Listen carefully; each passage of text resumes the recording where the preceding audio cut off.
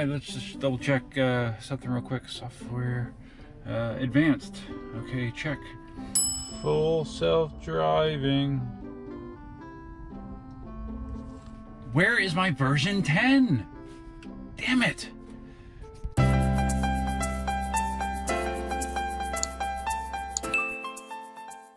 Remockley Road. Good morning, everybody. Welcome back to the roof of my Tesla. And I am here today to officially complain. I have been waiting patiently, been trying to wait patiently as I see all of these people on YouTube saying, hey, I got my version 10. Version 10's awesome. Look what version 10 can do. Look at all these awesome version 10 features. And I still haven't gotten it.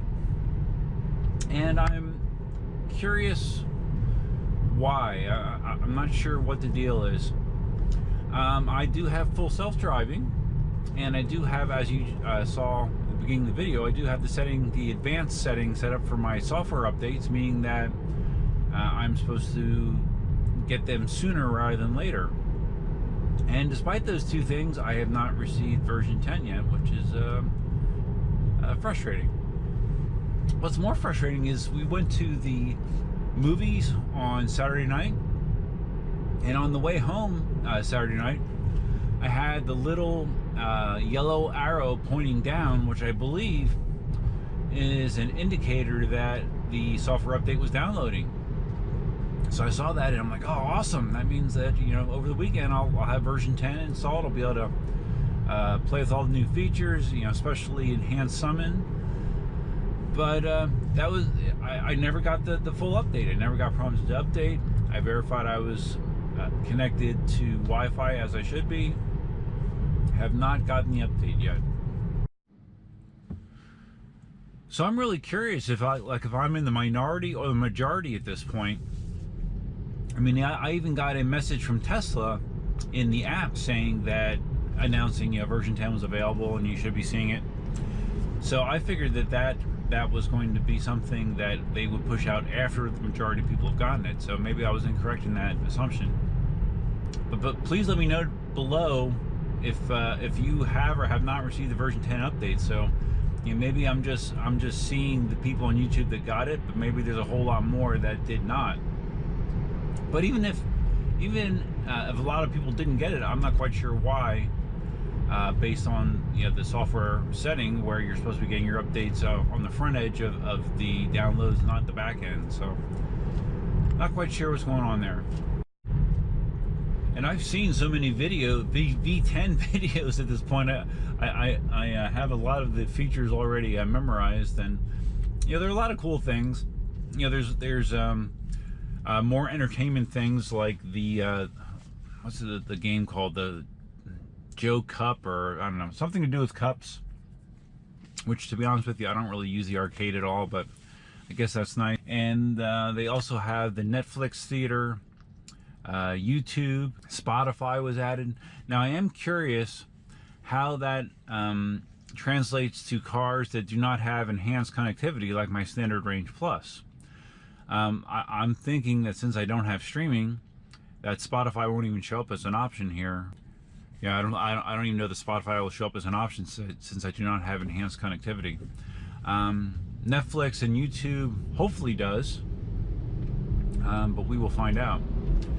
And that was one thing that I was really hoping that they were going to slide in with this version 10 update, was the ability for Standard Range Plus owners to buy into the enhanced productivity via a year subscription. For originally they were saying it was going to be about $100. It was going to be something you could just do from the touchscreen. You could buy into it. Still no mention of that, even though that was something that was promised to be a 2019 addition to the lineup. I'm really interested in that, and I don't know. I don't know how to properly apply pressure to push for that to happen sooner rather than later. You know, it's free income for Tesla. You know, I bet that there's a lot of people that would pay, you know, not a fortune, but a decent amount of money to unlock a lot of these features that are just hidden behind software settings. So yeah, premium connectivity subscription for standard range plus models. That should be a hashtag. A little long, but it should still be a hashtag. I'm trying to think some of the other features they mentioned. Joe mode, which I'm not quite sure why it's called Joe, but I guess that just brings down the volume level of the chimes and warnings that you hear while you're driving the car. That doesn't really matter to you one way or the other. I never found the chimes overly annoying as is. Let's see, what else? Oh, the improved visualizations. I'm interested in that. That's cool. Basically, like in a position like this, where I'm driving on a 2-lane road, you would be seeing the cars on the opposite side of the road coming at you, which it does not do currently. And I believe that also when you're driving on a road that has a broken line, you actually see that it's a broken line instead of a solid line. So that's another visualization improvement. And I think I saw, if I'm not mistaken, I saw in some video that they seemed like they were able to like pinch and zoom and turn and drag the actual visualization screen, so you can like watch this from a bunch of different angles, which is super cool. Hopefully that's accurate, but I did see that on one of the videos that someone was doing that. But the thing that I'm really looking forward to, and it's not because I'm a lazy shithead, just because I think it's so cool, is the enhanced summon. Right after I got the car, I mistakenly thought that I had enhanced summon like a dumbass, because I had full self-driving, and In 1 mile, oops. turn right onto Golden Gate Boulevard West. And I came to realize that that was something that was only being rolled out to early adopters. However, people got into that program. It was not available to all people with full self-driving. With version 10, Enhanced Summon, which is still a beta, just like Autopilot, is available for everybody. And that's something that I really want to play with. I just think it's awesome, and I'd love to experience it myself, and I can't do that quite yet. Now we are now in Autopilot, as you can see right here. I now have, believe it or not, I'm coming up on, I'm getting close to 7,000 miles, I believe, on the car. Let's see what we got. Yeah, 6,676 miles, which is hard to believe. Bought the car beginning of April, and as I've had the car, I've learned to adapt to some of its behaviors, especially when it comes to Autopilot. When I documented my early experiences with Autopilot, I pointed out some weird things that I thought that it did. Like, for example, when someone's turning out of your lane, how the car will slow down disproportionately to me, and then just as you're about ready to pass the person that's in the turning lane, it'll actually pump the brakes one more time real quick. And found that weird and annoying, and could be a problem for drivers behind you if they're following closely. So what I've done in that situation is I just you can kind of leave Autopilot engaged, but kind of nudge it along to do what you want it to do. So like in that situation when someone's turning, I just keep my foot on the accelerator,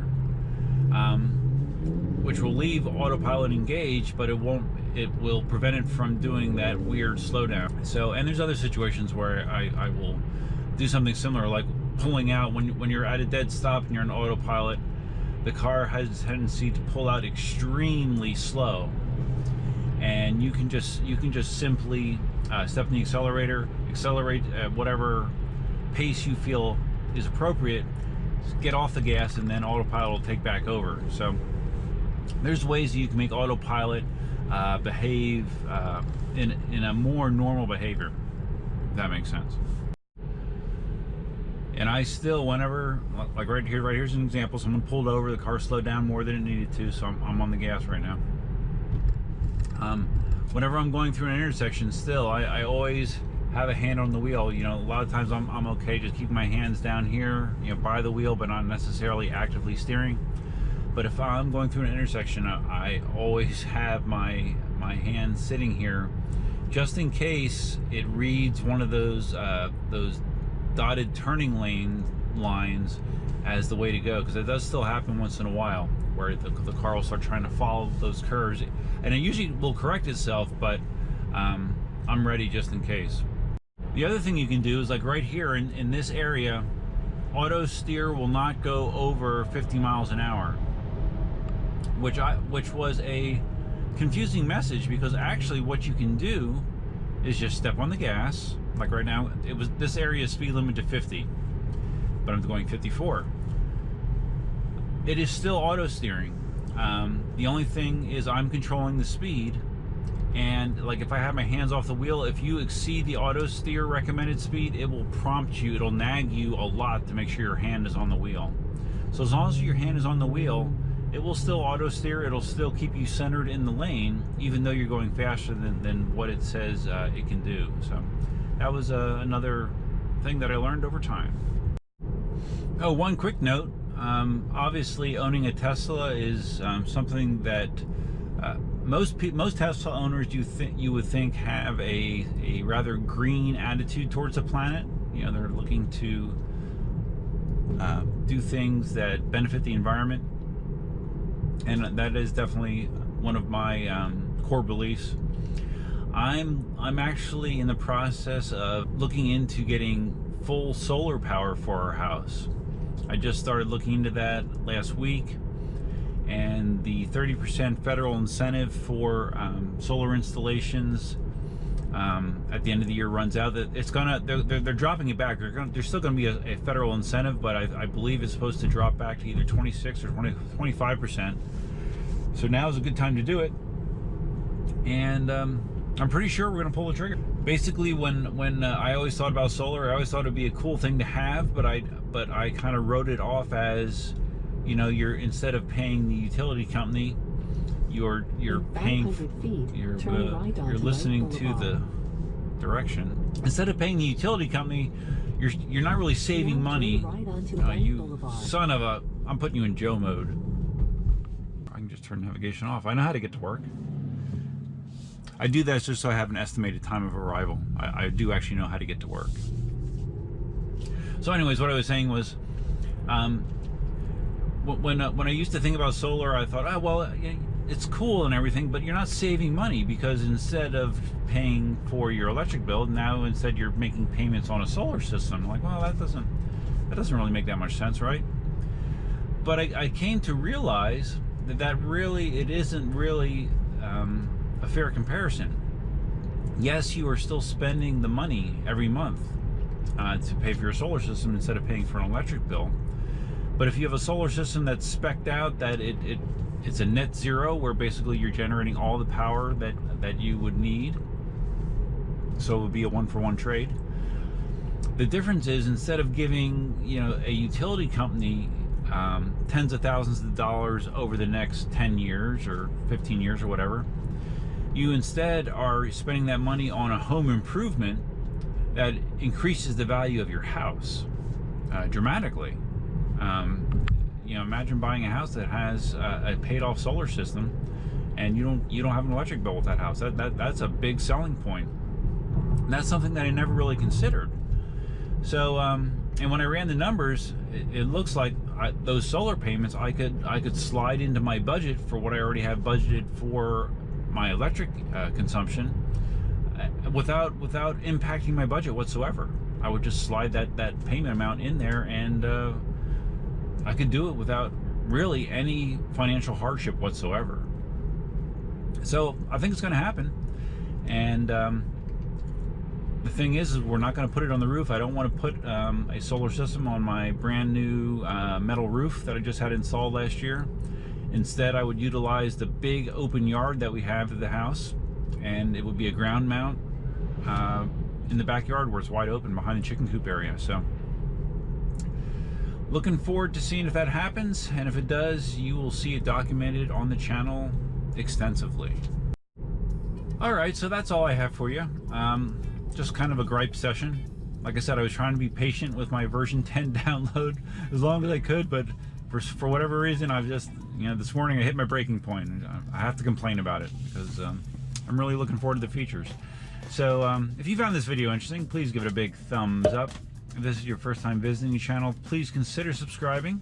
If you're going to subscribe, you might as well hit the notify bell, which is out here, which will notify you of future videos. Feel free to leave your comments, suggestions, ideas, and thoughts below. Like I said earlier, I'm very interested if you did not get the V10 update yet. You know, misery loves company, so you know, let me know if you as well have not gotten a V10 update. As far as I know, I'm trying to think. Did I read that they were prioritizing V10 to full self-driving customers? I don't remember. If you know clarification on that, let me know in the comments below as well. But that's all I have for you for now. Hope you all have a great week. Until next time, Duckman out.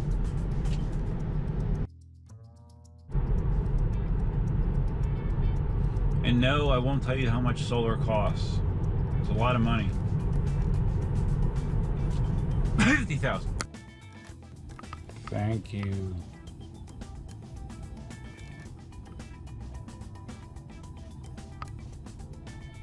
You guys are awesome. Yes.